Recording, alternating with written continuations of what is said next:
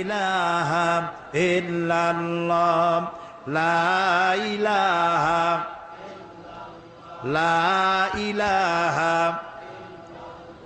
লা ইলাহা ইল্লাল্লাহ লা ইলাহা ইল্লাল্লাহ।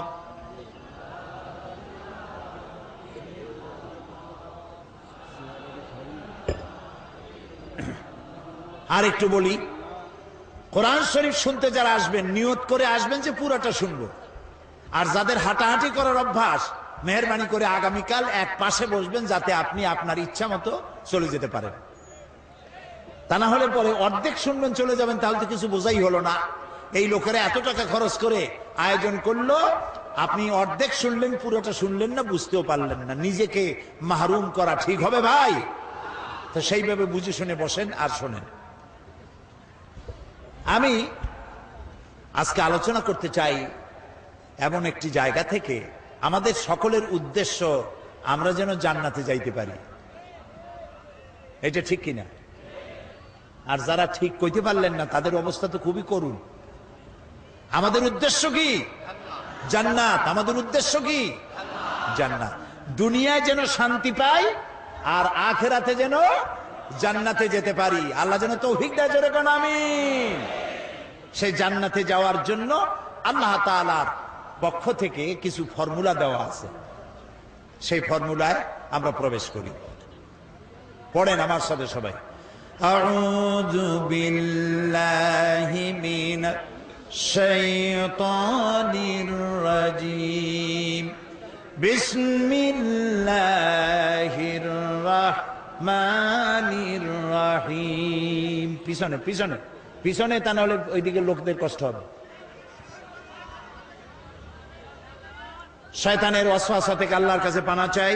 পরম করুণাময় আল্লাহর নামে শুরু করছি।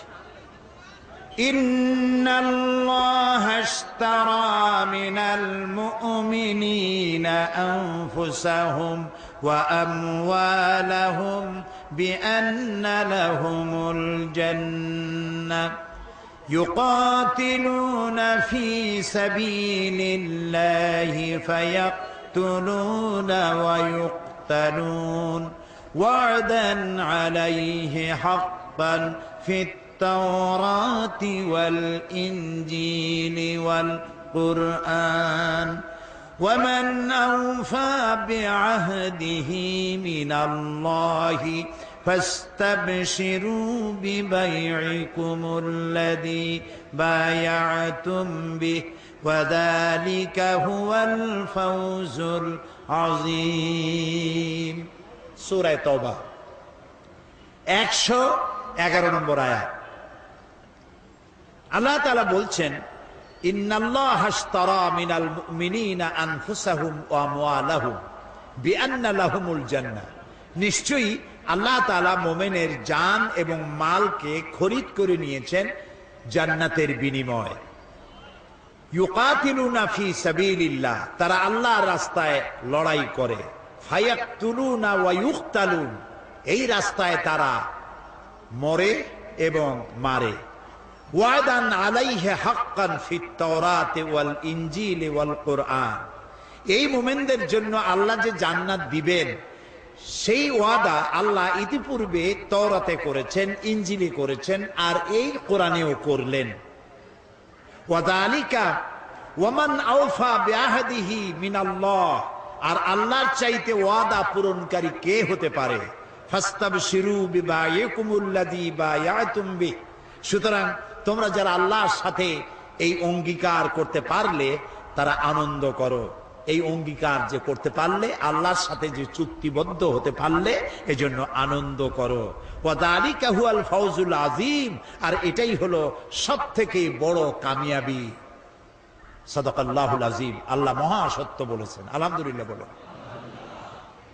এ হলো তেলাওয়াতকৃত আয়াতের শাব্দিক তরজমা। চলুন ব্যাখ্যায় যাই। আল্লাহ তাআলা বলছেন, ইন্নাল্লাহা আশতারা মিনাল মুমিনিনা আনফুসাহুম ওয়া আমওয়ালাহুম বিআন্না লাহুমুল জান্নাহ, আমি আমার মুমিনের জান এবং মালকে খরিদ করে নিয়েছি। বিনিময় কি দিছি? জান্নাত। কোনো কিছু কেনা বেচা করতে হলে কেনা বেচা করতে হলে বিনিময় কিছু লাগেই, বিনিময় ছাড়া কেনা বেচা হয় না, ঠিক কিনা বলেন? তা আল্লাহ আমাদের কাছ থেকে কিনতেছেন কি বলেন তো? কি কিনলেন? জান আর মাল। এবার জবাব দেন, জানটা কার? আমার এবং আপনাদের মধ্যে একটা জান আছে কিনা? আমরা আজ মরা না জেতা, আমরা জীবিত মানুষ, তাই না? ভিতরে একটা জান আছে না? জানটা কার? আল্লাহ। আমার যদি কিছু মালটাল থাকে, এই মালটা কার? তাহলে আল্লাহ কি বলতেছেন? আল্লাহ বলতেছেন আমি আমার মোমেনের জান আর মাল কিনে নিলাম, দুটোই তো আল্লাহ। তা আল্লাহর মাল, আল্লাহর জান তিনি নিজে কিনতেছেন, এর অর্থটা কি? এর ব্যাখ্যাটা কি?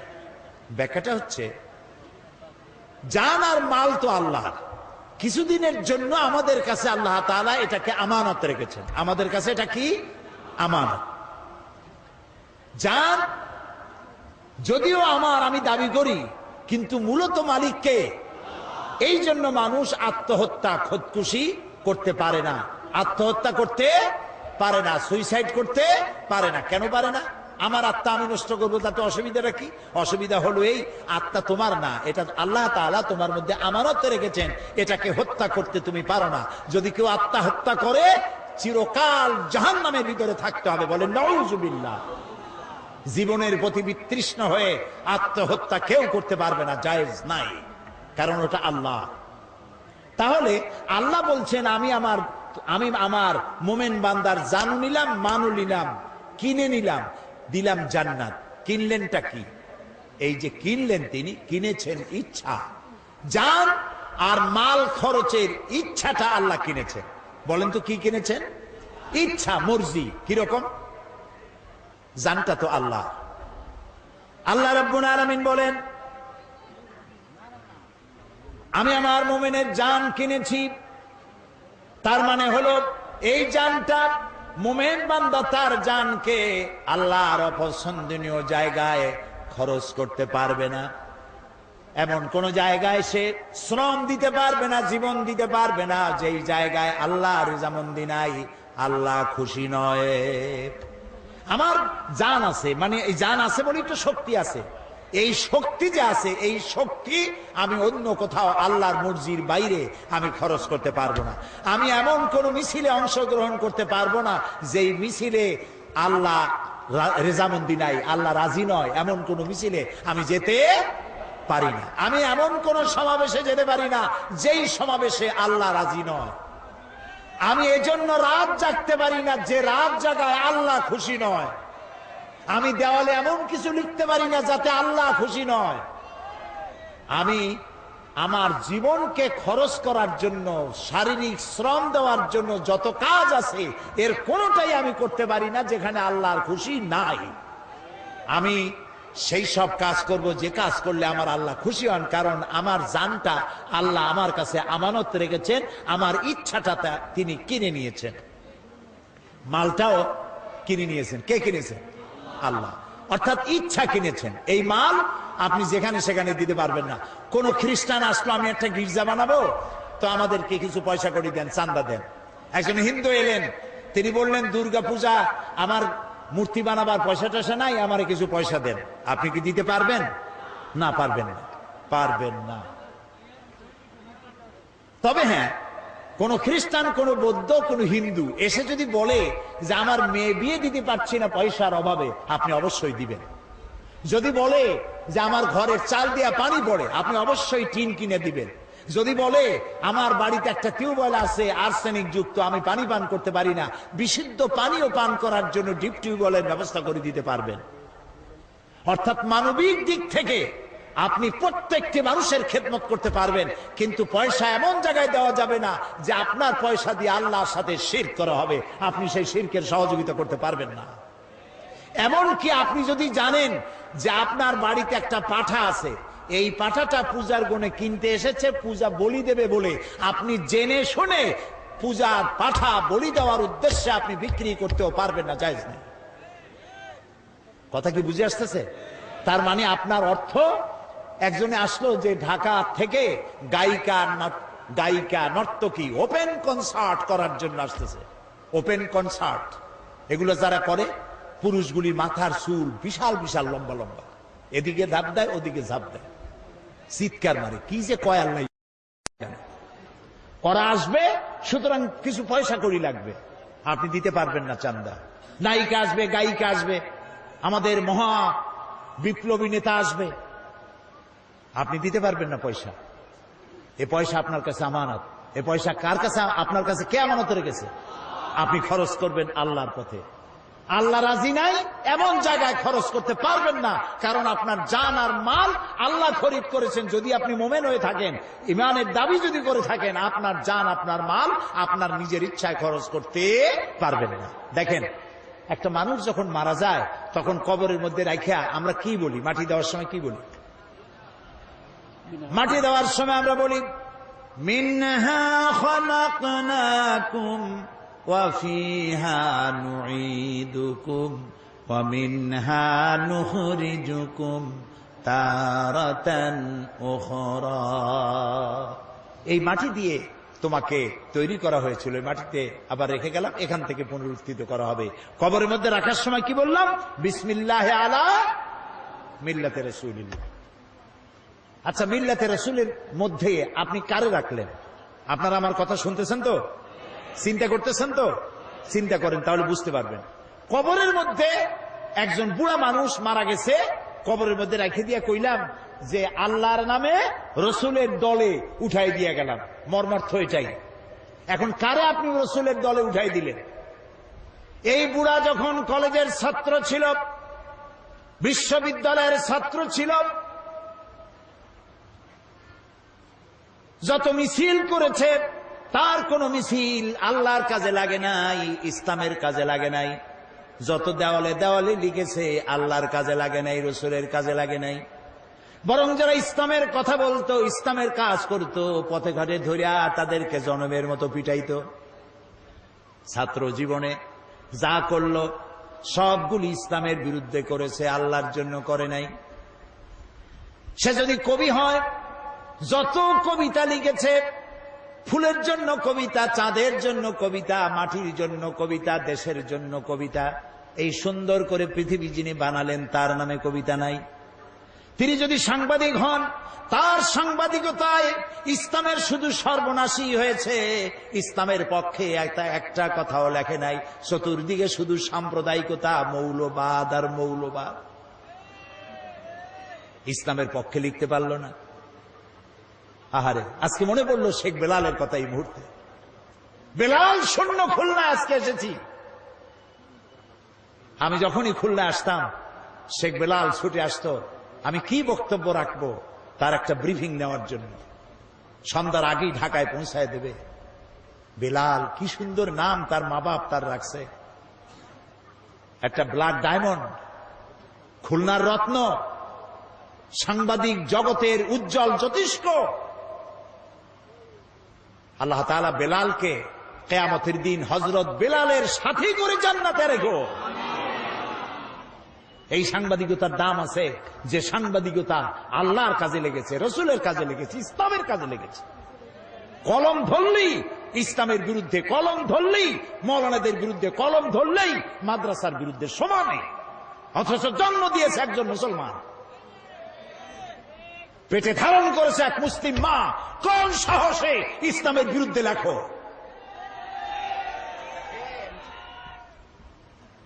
প্রিয় ভাই সব, যে বুড়া মানুষটারে কবরে রাখলেন, ছাত্র জীবনে বিরোধিতা করল, শিক্ষক জীবনে, কবি জীবনে, সাহিত্যিক জীবনে, রাজনীতিতে যদি এসে থাকে, সে রাজনীতির ময়দানে এসেও ইসলামকে গালি দিয়েছে, আলেমদেরকে গালি দিয়েছে, সব দোষ আলেমদের মাথায় তুলেছে, মাদ্রাসা দায়ী করেছে, ধর্মনিরপেক্ষ মতবাদের আদর্শ নিয়ে চলেছে। ছাত্র জীবন, কৈশোর, যৌবন, বার্ধক্য, সারাটা জীবন ইসলামের সাথে বিরোধিতা করলো। আর মরে যাওয়ার পর 2-4 জন মৌলবী এসে কোরআন পড়লো, তারপরে কবরে থুইয়া বললে বিসমিল্লাহ আলা মিল্লাতে রাসূলিল্লাহ। এখন তুমি বলো, যেই মানুষটার জীবন যৌবন, তার বুদ্ধি বিবেচনা কোনটাই আল্লাহর কাজে লাগলো না, রসুলের কাজে লাগলো না, জীবিত অবস্থায় মরা দেহ নিয়া রাসূলুল্লাহ কি করবে? আরে, এই কথাগুলি বোঝা কঠিন না সহজ? এই মরা লাশ দিয়ে আল্লাহ কি করবেন? আহারে, ইন্নাল্লাহা আশতারা মিনাল মুমিনিনা আনফুসাহুম ওয়া আমওয়ালাহুম বিআন্না লাহুমুল জান্নাহ। আমি মুমিনের জান মাল খরিদ করে নিয়েছি, বিনিময়ে জান্নাত দিছি, সুবহানাল্লাহ, বেহেশত দিছি। এই জন্য জীবন যৌবন আল্লাহর উদ্দেশ্যে নিবেদিত যেই যুবক করতে পারে, ওই যুবকেরই দাম ইসলামের কাছে। যুবকদের ব্যাপারে আল্লাহর নবী বলেছেন, যুবকদের জন্য কিয়ামতের মাঠে আরশের ছায়া ছাড়া কোনো ছায়া যেদিন থাকবে না, 7 শ্রেণীর লোকদেরকে আল্লাহ রব্বুল আলামিন আরশের নিচে ছায়া দেবে। তার মধ্যে এক শ্রেণী হচ্ছে ওয়াশাবুন নাশা ফি ইবাদাতিল্লাহ, ওই সব যুবক যারা রাত জেগেছে আল্লাহর ইবাদতের মধ্য দিয়ে। সুবহানাল্লাহ কবেন না? রাত জেগে জেগে মদ খাওয়া নয়, রাত জেগে জেগে জুয়া খেলা নয়, রাত জেগে জেগে ব্লু ফিল্ম দেখা নয়, রাত জেগে জেগে কলেজে বিশ্ববিদ্যালয় ইসলামের কথা যারা বলে তাদেরকে পেটানোর জন্য নয়। মুসলমান হও। এইসব যুবকরা জায়গা পাবে কিয়ামতে কোন জায়গায়? আরশের নিচে। সুবহানাল্লাহ বলেন। রাসূলুল্লাহ বলেছেন, উসিকুম বিশ-শাবাবি খায়রা ফাইন্নাহুম আরাক্কু আফিদা লাকাদ বাসানি আল্লাহু বিল হানাফিয়্যাতি সামহা ফাখালাফানি আশ-শুয়ুখ ওয়া হালাফানি আশ-শাবাব সাদাকান নবী সাল্লাল্লাহু আলাইহি ওয়াসাল্লাম। রাসূলুল্লাহ বলেছেন, উসিকুম বিশ-শাবাবি খায়রা, আমি তোমাদেরকে উপদেশ দিচ্ছি তোমরা যেন যুবকদের কল্যাণকামী হইও। কারণ যুবকেরা তাদের হৃদয় কোমল, আর আল্লাহ তাআলা আমাকে সত্য দিন প্রতিষ্ঠার জন্য উদারতার সহকারে আমাকে পাঠিয়েছেন। এই দিনকে প্রতিষ্ঠার জন্য আমাকে সহযোগিতা করেছে যুবকেরা, আর বিরোধিতা করেছে বুড়োরা। কে বলেছেন? আল্লাহ রাসূল। বিরোধিতা কারা করছে? বুড়োরা। আর সহযোগিতা করেছে যুবকেরা। সুবহানাল্লাহ বলবেন না? দেখেন না তাকায় মাহফিলের মধ্যে কারা বেশি? বুড়ো বেশি না যুবক বেশি? কারা বেশি? যুবক। আলহামদুলিল্লাহ বলেন। শুধু খুলনায় নয়, সব জায়গায় যুবকদের ঢল নামে। আর এটাই হলো বামপন্থী ধর্মনিরপেক্ষবাদীদের কলিজার জ্বালা। তাফসীরের মাহফিলের সাথে এজন্যই শত্রুতা। গত 5 বছর কি জ্বালান জ্বালাইছে আমারে। যেখানে গেছি সেইখানে হরতাল, যেখানে গিয়েছি সেখানে 144 ধারা। আল্লাহ রহমতে সরকার দিয়েছে 144 ধারা, জনগণ 288 বানাইতেছে সব জায়গায়। একটা মাহফিলও বন্ধ করতে পারেনি। আলহামদুলিল্লাহ। ওদের ধারণা কোরআন শুনলে সর্বনাশ। লা তাসমাউ লিহাযাল কোরআন, কোরআন শুনো না, ওয়ালগাউ ফি, কোরআন শুনবা না, আর কোরআন যেখানে আলোচনা হয় সেখানে ডিস্টার্ব করো, সন্ত্রাস করো, যাতে ভয়তে মানুষ না যায়, তাহলে তোমরা জিততে পারবা।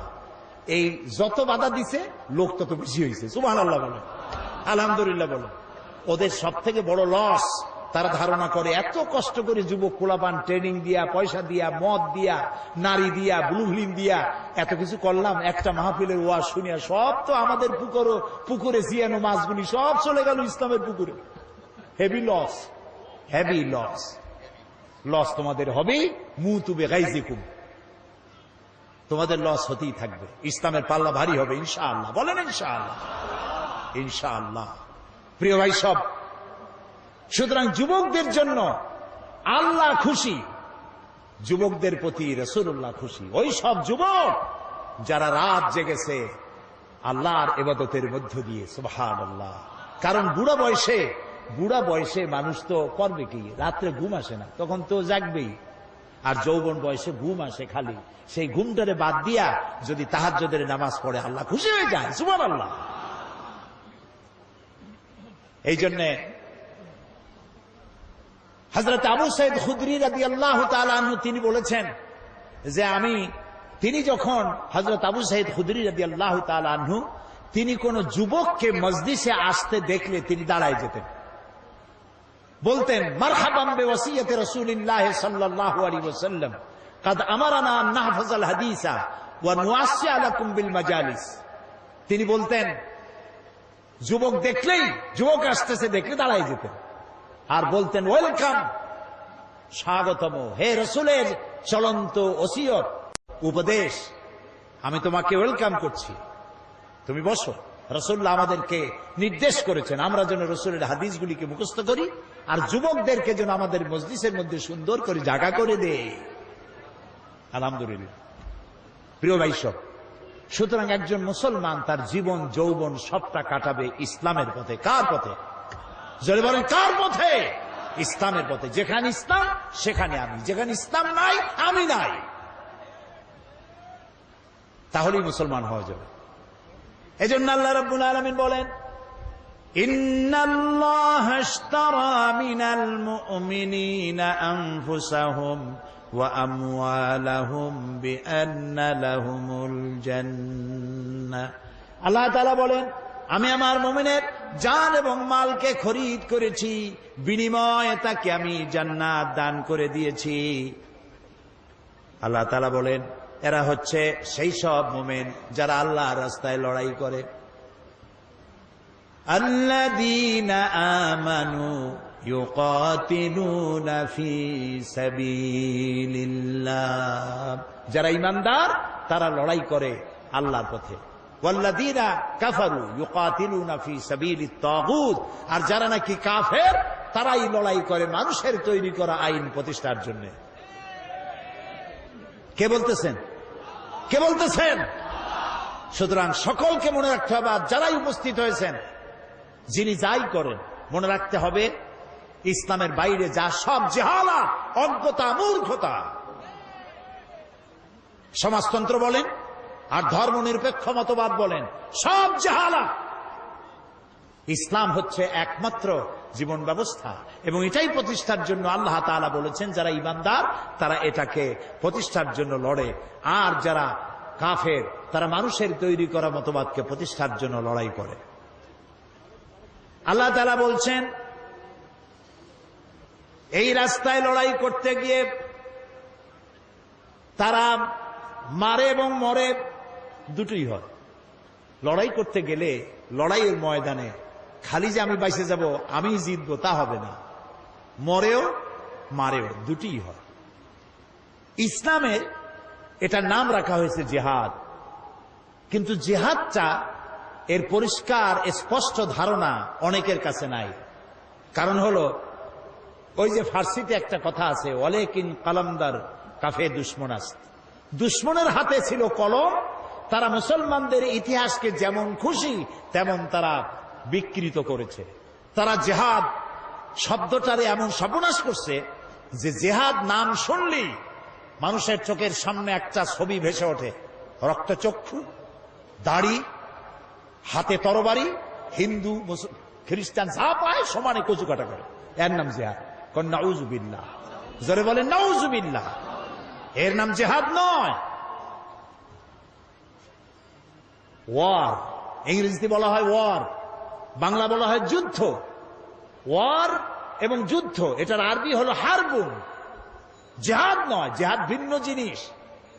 জিহাদ শব্দের আবিধানিক অর্থ হচ্ছে, পারিভাষিক অর্থ হচ্ছে যে কোনো উদ্দেশ্যকে, পারিভাষিক অর্থ যে কোনো উদ্দেশ্যকে সফলতার শীর্ষে পৌঁছে দেওয়ার জন্য যে প্রাণান্ত প্রচেষ্টা করা হয়, ওই প্রচেষ্টাকে আরবিতে বলা হয়েছে জিহাদ। কোরআন এবং হাদিসে ওটাকেই বলা হয়েছে জিহাদ। তো একজন মুসলমানের মূল টার্গেট, গোল পয়েন্ট, সেন্টার পয়েন্ট, লক্ষ্য, উদ্দেশ্য একটাই, সেটা হলো আল্লাহর জমিনে আল্লাহর দ্বীন প্রতিষ্ঠা করা। এটাই লক্ষ্য, দ্বীন প্রতিষ্ঠা লক্ষ্য। এই প্রতিষ্ঠার জন্য বক্তৃতা করা জিহাদ, এটাকে প্রতিষ্ঠা করার জন্য আন্দোলন করা জিহাদ, এইটাকে প্রতিষ্ঠা করার জন্য বই লেখা জিহাদ, এটাকে প্রতিষ্ঠা করার জন্য পয়সা দেওয়া জিহাদ, এটাকে প্রতিষ্ঠা করার জন্য র্যালি করা, বিক্ষোভ করা, মিছিল করা, সমাবেশ করা, সব জিহাদের মধ্যে শামিল। সুবহানাল্লাহ বলো। জিহাদের নাম মারামারি, কাটাকাটি নয়। এইটা বোঝে না বলে মুসলমানদেরকে বলা হচ্ছে সন্ত্রাসী, আলেমদেরকে বলা হচ্ছে সন্ত্রাসী, মাদ্রাসাগুলোকে বলা হচ্ছে সন্ত্রাসী, কওমি মাদ্রাসাগুলোকে সন্ত্রাসে বানাবার, আড্ডাখানা বলা হচ্ছে। নিশ্চয়ই নাউজুবিল্লাহ। পৃথিবীতে শান্তি প্রিয় মানুষ যদি থাকে, শান্তিপ্রিয় মানুষ যদি থাকে, কোরআন হাদিসের জ্ঞান যাদের আছে তারাই সব থেকে শান্তিপ্রিয়। এ কথা কি অসত্য না সত্য? এই যে খুলনা একটা জেলখানা আছে না, দুইজনও কইল আছে, আর সবাই বুঝে জানেন না জেলখানা না। জবাব দেবেন তো পুরুষের মতো ঠাস ঠাস করে জবাব দেবেন। বাংলাদেশের সবগুলি জেলায় জেলখানা আছে, আছে না? কয়েদিরা আছে না? যে কোনো একটা জেলখানায় আপনি যান, কয়েদি হয়ে যায়েন না, এমনি যান, গিয়ে জেলার সাহেবকে বলেন আপনার জেলের কয়েদিদের লিস্ট আমাকে দেখান। চোর, ডাকাত, লুচ্ছা, বদমাইশ, হত্যাকারী, চাঁদাবাজ, মাস্তান, সন্ত্রাসী, মুনাফাখোর, পাচারকারী, এই ধরনের বহু আসামি সেখানে আছে, আছে না? এবার ওই লিস্টের মধ্যে তাকায় দেখেন কয়জন মাদ্রাসা শিক্ষিতদের নাম আছে। আলেম কয়জন? বলেন জোরে, আলেম কয়জন? মাদ্রাসার শিক্ষক কয়জন? মসজিদের ইমাম মুয়াজ্জিন কয়জন? পীর কয়জন? ইসলামী আন্দোলন যারা করে তারা কতজন? তাহলে এটার দ্বারা কি প্রমাণিত হয় না যে যারা কোরআন হাদিসের জ্ঞান অর্জন করে তারাই শান্তিপ্রিয়, তারাই সব থেকে ভালো মানুষ? সুবহানাল্লাহ বলো।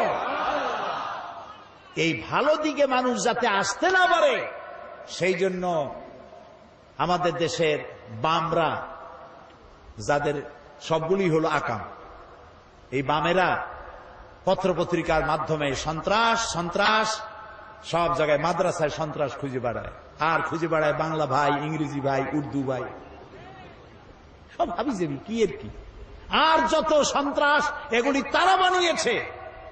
এসব নাম আমরা জীবনেও শুনি নাই। আচ্ছা, আপনারা কি শুনছেন বাংলাদেশে কোনোদিন এই যে কুতকুতুল জেহাদ, এটা কি? হ্যাঁ, হরকতুল জেহাদ, এটা তো গত 5 বছরে ওনাদের সময় ওনারা বানাইছেন। এগুলো বামপন্থীদের তৈরি করা। জামাতুল মুজাহিদিন, তারপরে জুমরাতুল মাসাকিন, আমরা জীবনেও এইসব নাম শুনিনি। আপনারা শুনছেন? বলেন শুনেছেন? শয়তান, শয়তান। আমরা তো পরিষ্কার বলেছি, সব সময় বলি, এদেশে ইসলামী আন্দোলন হিসেবে পরিচিত নয়, নতুন ভুইফোড় এই ধরনের হিজবুত তাহরীর, তারপরে কি কইলাম, জুমরাতুল মাসাকিন, জামাতুল মুজাহিদিন, আর কি তালেবান, যেখানে পাও গ্রেফতার করো, গরুর দড়ি দিয়ে বেঁধে পুলিশে সোপর্দ করে দাও। এগুলির সাথে দেশের মুসলমানদের সাথে, এদেশের পরিচিত ইসলামী আন্দোলনের সাথে কোন সম্পর্ক কোন কালে ছিল না, আজও নাই। ইসলামের সাথে, মুসলমানদের সাথে সন্ত্রাসের কোন সম্পর্ক অতীতেও ছিল না, বর্তমানেও নাই। এই পৃথিবীতে সর্বপ্রথম সন্ত্রাসের বিরুদ্ধে দোয়া করেছেন আমার জাতির পিতা। কে আমার জাতির পিতা? এই বিষয়ের জন্য কোনোদিন প্যাঁচ লাগাবেন না। মুসলমানদের কাছে জাতির পিতা একজনই, সেই জাতির পিতা ইব্রাহিম আলাইহিস সালাম আল্লাহর ঘর বানালেন। আল্লাহর ঘর নির্মাণ করার পর হযরত ইব্রাহিম আলাইহিস সালাম আর হযরত ইসমাঈল আলাইহিস সালাম বাপ বেটা দুজনে আল্লাহর দরবারে হাত তুলে দোয়া করলেন, রব্বি জাল হাযাল বালাদা আমিনান, আয় আল্লাহ তাআলা এই শহরকে নিরাপত্তার শহর বানায়া দাও। নিরাপত্তা হচ্ছে সন্ত্রাসের বিপরীত কথা। সন্ত্রাসের বিপরীত নিরাপত্তা, নিরাপত্তার বিপরীত সন্ত্রাস। হযরত ইব্রাহিম আলাইহিস সালামের এই দোয়া কবুল হয়েছিল নাকি হয় নাই? বলেন সবাই। মোটেও দেরি হয় নাই। আল্লাহ তাআলা বলেছেন, ওমান দাখালাহু কানা আমিনান, যেই প্রবেশ করবে এই হারামে আমি তাকেই নিরাপত্তা দেব। সুবহানাল্লাহ বলো। দেখছেন নিরাপত্তা কারে কয়? যাই দেখে এসে। বুশের তো কপালে নাই।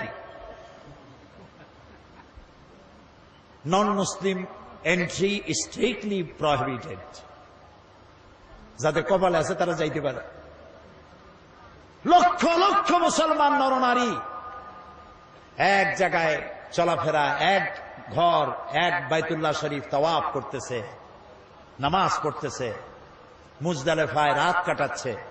লক্ষ লক্ষ পুরুষ আর নারী এরকম উন্মুক্ত আকাশের নিচে সুবহানাল্লাহ কইতে ইচ্ছে করে না? ১৫০০ বছরের ইতিহাস নাই যেখানে কোনো মেয়ে লোক লাঞ্ছিত হয়েছে। সুবহানাল্লাহ বলবেন না? আল্লাহ তাআলা কোরআন শরীফে বলেছেন, আওয়ালাম ইয়ারা আন্না জাআলনা হারামান আমিনান, তোমরা কি লক্ষ্য করো না যে এই হারামকে আমি কিভাবে নিরাপত্তার শহর বানাইছি? ওই সময় যখন তামাম পৃথিবী জুড়ে ছিনতাই হয়, রাজধানী হয়, মানুষ হত্যা করা হয়, নারী ধর্ষণ করা হয়, আমার হারামের দিকে তাকিয়ে দেখো কি নিরাপত্তা আমি দিয়েছি এখানে। সুবহানাল্লাহ। এই নিরাপত্তা কেন হয়েছে? কোরআনের আইন সেখানে আছে। কিসের আইন আছে? কোরআনের আইন। তাও সবটা নাই, কিছু আছে। তারই বরকতে আল্লাহ রাব্বুল আলামিন এত সুন্দর নিরাপত্তার শহর বানাইছে। বুশের বেটা বুশ আমাদের কয় আমরা নাকি সন্ত্রাসী, বাংলাদেশের মানুষ নাকি সন্ত্রাসী। তা আমি ওই আমেরিকায় বক্তৃতা করেছি, লন্ডনে বক্তৃতা করছি, বক্তৃতা করতে বলছি তোমরা যে আমাদের সন্ত্রাসী কও, তোমরা বেলা 4টার সময় মার্কেট বন্ধ করো কেন? ওরা আজগুবি কথা কয়। আমাদের সাইবুর রহমান সাহেব গেছেন ইউরোপিয়ান কমিউনিটির সাথে বৈঠক করতে, দাতা দেশগুলির সাথে কথাবার্তা, বাংলাদেশের জন্য টাকা আনার জন্য। তারা কয় যে টাকা দেব পরে, বাংলাদেশের মেয়ে লোকেরা বোরখা পরে কেন? এটা কথা হইল? উনিও ভালো জবাব দিছে, কয় যে বাংলাদেশের মেয়ে লোকেরা বোরখা পরে কেন, সেই কথার জবাব আমিও পরে দেব। তোমরা আগে কও তোমাদের পাদ্রীরা গির্জা লম্বা জামা গায়ে দিয়ে যায় কেন? তোমাদের পাদ্রীরা লম্বা জামা গায়ে দেয় যে কারণে, আমার দেশের মেয়েরা বোরকা পরে সেই কারণে। আসলে আমার দেশের মেয়েরা ওদের মতো মেয়েদের মতো ল্যাংটা হয় না কেন, এটা ওদের আফসোস। তোমরা আফসোস করে মরবে, আমার দেশের মেয়ে লোকেরা বোরকা পরবে, হিজাব পরবে, তোমরা তাকায় তাকায় দেখবে কোনদিন ল্যাংটা হবে না জাতি। এরা, আমি বলি যে দেখো বেলা 4টার সময় ডিপার্টমেন্টাল স্টোরগুলি সব বন্ধ হয়, শুধু ইমার্জেন্সি ফার্মেসিগুলি খোলা থাকে, বাকি সব বন্ধ। বেলা 4টায় 5টায় সব বন্ধ। কবরস্থান, নিউ ইয়র্ক বলেন, লন্ডন শহর বলেন, সব বড় বড় শহর কবরস্থান সব বন্ধ, দোকানপাট খোলা নাই। তাই বললাম তোমরা যে আমাদের সন্ত্রাসী কও, চলো আমাদের দেশে। তোমরা বন্ধ রাখো কেন 4টার সময়, খোলা রাখো না কেন সন্ধ্যার পরে? কারণ সিকিউরিটি দিতে পারবে না, চুরি হবে, ডাকাতি হবে, খুনাখুনি হবে, মারামারি হবে, সিকিউরিটি দিতে পারবে না, সেই জন্য বন্ধ করে দাও। আমাদের সন্ত্রাসী কও শুধুমাত্র নরসিংদীর বাবুরহাটে যায় দেখো, বাবুরহাট বাংলাদেশের ম্যানচেস্টার, এক হাটবারের রাতে 1 কোটি না শত কোটি টাকার কাপড় চোপড় বিক্রি হয়, পুলিশও নাই, বিডিআর নাই। আমার দেশের যশোরে, এই যে যশোর উত্তরবঙ্গে কত বাজার আছে রাত 12টা 1টা পর্যন্ত হয়, আছে না? বহুত বাজার আছে, পুলিশের ভর্তা খাইতেও পুলিশ পাওয়া যাবে না। আমাদের দেশ এত ভালো, আলহামদুলিল্লাহ বলে। এই ভালো যাদের সহ্য হয় না, তারা এই দেশেই শুধু সন্ত্রাস খুঁজে বেড়ায়, মৌলবাদ খুঁজে বেড়ায়। তা তোমরা তোমাদের সন্ত্রাস আর মৌলবাদ খুঁজে বেড়াইতে থাকো, বাংলাদেশ তাদের নিজস্ব গতিতে চলবে ইনশাআল্লাহ, ইনশাআল্লাহ, ইনশাআল্লাহ। আলহামদুলিল্লাহ কর প্রিয় ভাই সব। সেই জন্য আল্লাহ তাআলা বলছেন যে এই কোরআনের আইনকে প্রতিষ্ঠা করার জন্য লড়তে হবে। সে লড়াইয়ের অর্থ কি তাও বললাম। লড়াইয়ের অর্থ এই না যে আপনি কাটাকাটি আর খুনাখুনি করবেন। রাসূলুল্লাহ যত যুদ্ধ করেছেন, একটি যুদ্ধ অফেন্সিভ ছিল না, সবগুলি যুদ্ধ ছিল ডিফেন্সিভ। আক্রান্ত হয়েছেন, তিনি প্রতিরোধ করেছেন, সুবহানাল্লাহ বলে। তিনি আক্রমণ করেছেন, আক্রমণকারী হয়ে যুদ্ধ করেছেন, এরকম নাই। আল্লাহ রাব্বুল আলামিন বলেন, আমি আমার মুমিনের জান এবং মালকে খরিদ করে নিয়েছি, বিনিময়ে তাদেরকে জান্নাত দেব। এই যে এটা হলো আমার ওয়াদা। ওয়াদান আলাইহি হাক্কান ফিত তাওরাতি ওয়াল ইনজিল ওয়াল কুরআন। এই ওয়াদা আমি ইতিপূর্বে তাওরাতে করেছি, ইনজিলে করেছি, আর এই কোরআনেও একই ওয়াদা করলাম। সুবহানাল্লাহ। ওয়াদা কার? আল্লাহ রাব্বুল আলামিন এবার বলেন, ওয়ামান আউফা বিআহদিহি মিনাল্লাহ। আর আল্লাহর চাইতে ওয়াদা পূরণকারী কে বেশি হতে পারে? আল্লাহর চাইতে ওয়াদা কেউ পূরণ করতে পারে? কেউ পারে না। আল্লাহ তাআলা বলছেন, দেখো, ফাস্তাবশিরু বিবাইকুমুল্লাযী বায়াতুম বিহি। এবার আল্লাহর এই অঙ্গীকারের সাথে, আল্লাহর সাথে এই চুক্তি তোমরা যদি কেউ করতে পেরে থাকো তাহলে এবার আনন্দ করতে পারো। আমরা কি চুক্তি করতে পারলাম? বোঝেন নাই কথা। আমার জান আমার মাল কে কিনে নিয়ে গেছেন? বিনিময় কি দিছেন? আজ থেকে ওয়াদা করলাম আমার জান আমার মাল আল্লাহর রেজামন্দি ছাড়া, আল্লাহর খুশি রাজি ছাড়া, অন্য আল্লাহর অমতে, আল্লাহর অরাজিতে, আল্লাহর না খুশিতে আমার জান মাল খরচ করব না। এই ওয়াদা করতে রাজি আছেন? কারা কারা রাজি হাত উঁচু করে দেখান। আলহামদুলিল্লাহ বলেন, আলহামদুলিল্লাহ বলেন। এই ওয়াদা যারা করতে পারলেন আল্লাহ তাআলা তাদের জন্য বলছেন ফাস্তাবশিরু, এখন আনন্দ করো। সুবহানাল্লাহ। এই যে চুক্তি করতে পারলা এজন্য আনন্দ করো। ওয়া যালিকা হুয়াল ফাউজুল আযীম, আর এটাই হলো চূড়ান্ত সাকসেস, বিরাট কামিয়াবি, চরম সফলতা। সুবহানাল্লাহ। আল্লাহ যদি কয় এটাই হলো চূড়ান্ত সফলতা, আর কোন সফলতার দরকার আছে? এই মোমেন কারা হবে? সেই মোমেনদের 8টি গুণ লাগবে, 8টি কোয়ালিটি লাগবে, 8টি শর্ত লাগবে। কয়টা শর্ত? সে 8টি শর্তের কথা আগামীকাল বলবো ইনশাআল্লাহ। যে 8টি শর্ত পুরো করতে পারলে জান্নাত ওয়াজিব হয়ে যাবে। সুবহানাল্লাহ। এখন মুনাজাত হবে। মুনাজাতের জন্য দাঁড়ানো ভাইয়েরা বসেন। ওই যে দাঁড়ানো আছেন, যে যিনি যেখানে যিনি দাঁড়াইছেন বসেন, মুনাজাতে শরীক হন। মুনাজাত, দাঁড়ানো ভাইরা সবাই বসুন, মুনাজাতে শরীক হন। আমি তো বসতে কইলাম, হাঁটতে তো বলি নাই। মুনাজাতের কথা শুনলে যারা হাঁটে আমি তাদের সম্পর্কে খুব চিন্তায় পড়ে যাই। চিন্তায় পড়ি এই কারণে, এখানে যেমন ক্যামেরা আছে, আল্লাহর ফেরেশতাদের হাতে ক্যামেরা থাকতে পারে না? তো মুনাজাতের আহ্বান করা হলো, তখন অ্যাবাউট টার্ন যারা করলেন ফেরেশতার ক্যামেরায় কিভাবে উঠবেন তারা? নাউজুবিল্লাহ কর, আল্লাহ রহম করুক, কন আমিন। প্রিয় ভাই সব, আগামীকাল সকাল কয়টায়? সকাল 9টায় এই মাঠে মহিলাদের উদ্দেশ্যে আলোচনা হবে, আলাদা মাহফিল শুধু মহিলাদের জন্য। আলহামদুলিল্লাহ কর। সবাই আপনারা আপনাদের স্ত্রী, আপনার বোন, আপনার মা, আপনার মেয়ে সবাইকে পাঠিয়ে দেবেন। বাচ্চাগুলা, ছোট্ট ছোট্ট বাচ্চাগুলা আপনারা কোলে নিয়ে বাইরে বাইরে হাঁটবেন। এখানে পর্দা করে দেওয়া হবে, পর্দার ভেতরে মায়েরা বোনেরা বসে শুনবেন। আর আপনার একটা রিহার্সাল হোক যে এই বাচ্চাটি নিয়ে মায় কত কষ্ট করে, তারও একটা অনুভূতি হবে। একটা মা যদি ভালো হয় একটা সংসার ভালো হয়ে যায়। আলহামদুলিল্লাহ বলেন। আমি প্রথমে আগামীকাল আল্লাহ যদি বাঁচায় রাখেন, প্রথমে মহিলাদের প্রশ্নের জবাব দেব, লিখিত প্রশ্নের জবাব দেব, তারপরে তাদের আলোচনা করব। মেয়েদের অনেক কথা জানার আছে যা কারো কাছে জানতে পারে না, বলতেও পারে না, লোকও পায় না। এই জন্য তাদের প্রশ্নের জবাব দেওয়া হবে প্রথমে, তারপরে আলোচনা হবে। প্রশ্নগুলো আপনি সহযোগিতা করেন, আপনার স্ত্রীর যা জানা দরকার আপনি সাহায্য করতে পারেন, লিখিত আকারে প্রশ্ন নিয়ে আসবেন এখানে মহিলাদের জন্য। আগামীকাল সকাল 9টায়, দেরি করবেন না মোটেই, একদম 9টায় প্রোগ্রাম শুরু হয়ে যাবে ইনশাআল্লাহ। বলেন ইনশাআল্লাহ। এই যে সেদিন সাতক্ষীরায় প্রোগ্রাম করলাম, মহিলাদের প্রোগ্রাম, 100-র উপরে বাস আসছিল মহিলাদের বহন করে নিয়ে এসে। যখন মহিলাদের ছেড়ে দেওয়া হয়েছে গোটা শহর বোরখার শহর হয়ে গেছে। যশোরও তাই হয়েছে, যশোরে আলহামদুলিল্লাহ। মা বোনদেরকে সম্মান দিতে হবে, তারা সম্মানের পাত্রী, তারা শুনতে পারেন না, এই জন্য তাদেরকে বিশেষভাবে শোনাতে হবে। আল্লাহ যেন তৌফিক দেন, বলেন আমিন। এরপরে এখানে বুক স্টল, বই মেলা হয়েছে, বহু বই এখানে এসেছে। আলহামদুলিল্লাহ বলে। আমাদের কেনার অভ্যাস খুব কম, আল্লাহর রাস্তায় পাইতে পাইতে সর্বনাশ হয়ে গেছে। একটু কিনেন, কাজে লাগবে। এই যে কোরআন শরীফের কথা আমি বললাম, আপনি যদি কোরআন শরীফ নিজে কিনে পড়তেন তাহলে আপনি প্রত্যেকটা কথার জবাব দিতে পারতেন সাথে সাথে। সেই জন্য কোরআন শরীফের যে তাফসীরটা পড়লে কোরআন শরীফ বোঝার জন্য সব থেকে বেশি সহজ, ওইটার নাম তাফহিমুল কোরআন। বলেন তো নাম কি? মুখস্থ হয়ে যাক, জোরে কর, নাম কি? তাফহিমুল কোরআন। 19 খণ্ডে সমাপ্ত, মাত্র 1000 টাকা হাদিয়া।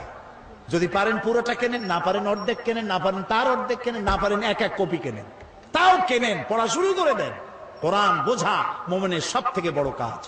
আর আল কোরআন একাডেমি লন্ডন, তারা কোরআন শরীফের সহজ সরল বাংলা অনুবাদ বের করেছে। এত সুন্দর অনুবাদ বাংলাদেশে আর আছে বলে আমার জানা নাই। এক পাশে আরবি টেক্সট আর একদিকে বাংলা অনুবাদ, চমৎকার বাংলা অনুবাদ, আপনি কোথাও আটকে যাবেন না। 750 পৃষ্ঠার এত বড় একখানা কিতাব, মাত্র 100 টাকা হাদিয়া। আল কোরআন একাডেমি লন্ডন, তারা শুধুমাত্র প্রচারের জন্য এটা করেছে, এটা তারা লাভের জন্য করে নাই। আপনারা নিয়ে যাবেন। সেই সাথে আরো অনেক বই আসছে, বিশেষ করে কোরআন শরীফের তাফসীরে পর্যন্ত আমার যেগুলি বেরিয়েছে 4 খণ্ড বেরিয়েছে। এখানে যেটা এসছে তাফসীরে সাইদি সূরা লোকমান, সূরা লোকমানের মাত্র 2টা রুকু তাফসীর করেছিলাম চট্টগ্রামে 5 দিন। 2 রুকুর তাফসীর শুনে অর্ধ শত হিন্দু, খ্রিস্টান, বৌদ্ধ মঞ্চে এসে মুসলমান হয়ে গিয়েছিল। এটা হলো হযরত লোকমান হাকিমের তার নসিহত, যেগুলি আল্লাহ পছন্দ করে কোরআনে উঠাই দিয়েছেন। সুবহানাল্লাহ। এটিও এখানে আসছে তাফসীর সাইদি সূরা লোকমান। এছাড়া আরো অনেক বইপত্র আছে, এত নাম আমি বলে পারবো না। আপনারা ওখান থেকে যাওয়ার সময় প্রত্যেকে বই কিনে নিয়ে যাবেন। আর এই যে বিশাল আয়োজন তাফসীরুল কোরআন মাহফিলের সমাজ কল্যাণ পরিষদকে আপনারা কিছু সহযোগিতা সাহায্য করবেন। তাদের বোধহয় ড্রাম, টিন আর কি জানি আছে, আগামীকাল পকেটে করে পয়সা নিয়ে আসবেন তাদের দেওয়ার জন্য। আল্লাহ তৌফিক দান করুন, আমরা বলি আমিন। আপনারা নিজেরাও বই কিনবেন যাওয়ার সময়, আর আপনাদের স্ত্রীদের কাছে, মেয়ে লোকদের কাছে টাকা দিবেন, তারা যেন দেখে দেখে পছন্দ অনুযায়ী বইপত্র কিনে নিয়ে যেতে পারে। আল্লাহ তৌফিক দিক, বলেন আমিন। এখন মোনাজাত হবে, মোনাজাতের পরে আজান হবে, আজানের পরে বা জামাত এশার নামাজ পড়ে বাড়ি যাবেন। কালকেও এশার জন্য উজু নিয়ে টিয়ে টাইট হয়ে বসবেন, এশার জামাত আদায় করে তারপরে যাবেন। আল্লাহ তৌফিক দিক, কোন আমিন। ওয়াজ শুনে কি হবে যদি জামাতে নামাজ না পড়লাম? আল্লাহ সকলকে তৌফিক দিন, আল্লাহুম্মা আমিন। রব্বানা যালামনা আনফুসানা ওয়া ইন লাম তাগফির লানা ওয়া তারহামনা লানাকুনান্না মিনাল খাসিরিন। হায় আল্লাহ তাআলা, হাজার হাজার মুসলমান নরনারী দীর্ঘক্ষণ তোমার দ্বীনের কথা শুনেছি, কোরআনের কথা শুনেছি। আল্লাহ মেহেরবানি করে জিন্দেগীর গুনাহ আমাদের মাফ করে দাও। আমাদের মা বাপ মুরব্বী যারা কবরে শুয়ে আছেন, আল্লাহ তাআলা কবরগুলিকে জান্নাতের টুকরায় পরিণত করে দাও। রব্বির হামহুমা কামা রব্বায়ানি সগীরা, রব্বির হামহুমা কামা রব্বায়ানি সগীরা। হায় আল্লাহ তাআলা, তাম পৃথিবীতে মুসলমানেরা যত জায়গায় বিপদে আছে, আল্লাহ দয়া করে সমস্ত বিপদগ্রস্ত মুসলমানদের তুমি সাহায্যকারী হয়ে যাও। হায় আল্লাহ তাআলা, এই কোরআনের মাহফিলের আয়োজন যারা করেছেন আর শোনার জন্য যারা এসেছেন, হায় আল্লাহ তাআলা, কোরআন পড়ার, কোরআন বোঝার, কোরআন অনুযায়ী জীবন গড়ার তৌফিক আমাদেরকে দান করে দাও। হায় আল্লাহ তাআলা, এই মুনাজাতের ভিতরে স্মরণ হলো, এই মাত্র কিছুদিন আগেই মাঠে জোহরের সময় তোমার এক বান্দার জানাজা আমরা পড়েছিলাম। আল্লাহ তাআলা, শেখ বেলাল উদ্দিন, আল্লাহ তাআলা তুমি দয়া করে তার জিন্দেগীর সমস্ত গুনাহ খাতাগুলি মাফ করে শাহাদাতের দরজা নসিব করো। আল্লাহ তার মা বাপকে সবরুন জামিল দান করো, তার স্ত্রীকে সবরুন জামিল দান করো, তার আত্মীয় স্বজনকে সবরুন জামিল দান করো। আল্লাহ তাআলা, এই শেখ বেলাল যে আদর্শে ছিলেন, তার সমস্ত সাংবাদিক ভাইদেরকে ওই আদর্শে উজ্জীবিত হয়ে চলার তৌফিক দান করে দাও। এই শূন্য স্থান আল্লাহ তাআলা দ্রুত তুমি পূরণ করার তৌফিক এখানে দান করে দাও। রব্বুল আলামিন, ইসলামী সমাজ কল্যাণ পরিষদ যারা এই কোরআনের মাহফিলের আয়োজন করেছেন, এত সুন্দর লাইটিং করেছেন, তাদের দিল, তাদের জীবন কোরআনের আলো দিয়ে আলোকিত করে দাও। আল্লাহ তাআলা, আগামীকাল এ মাহফিল শেষ হবে, সেজন্য আগামীকালের মাহফিল তুমি কামিয়াব করে দিও, পরিবেশ তৈরি করে দিও। মহিলা মাহফিল, পুরুষ মাহফিল, আল্লাহ তাআলা ইন্তজামের দায়িত্ব তোমার কুদরতে, আল্লাহ কুদরতের কাছে আমরা সুপর্দ করলাম। রব্বানা তাকাব্বাল মিন্না ইন্নাকা আনতাস সামিউল আলিম ওয়া তুব আলাইনা ইন্নাকা আনতাত তাওয়াবুর রহিম। সুবহানা রাব্বিকা রাব্বিল ইজ্জাতি আম্মা ইয়াসিফুন ওয়া সালামুন আলাল মুরসালিন আলহামদুলিল্লাহি রাব্বিল আলামিন। ওয়াজআল আখিরা কালামিনা ইনদাল মাউত লা ইলাহা ইল্লাল্লাহু মুহাম্মাদুর রাসূলুল্লাহ। আসসালামু আলাইকুম ওয়া রাহমাতুল্লাহ।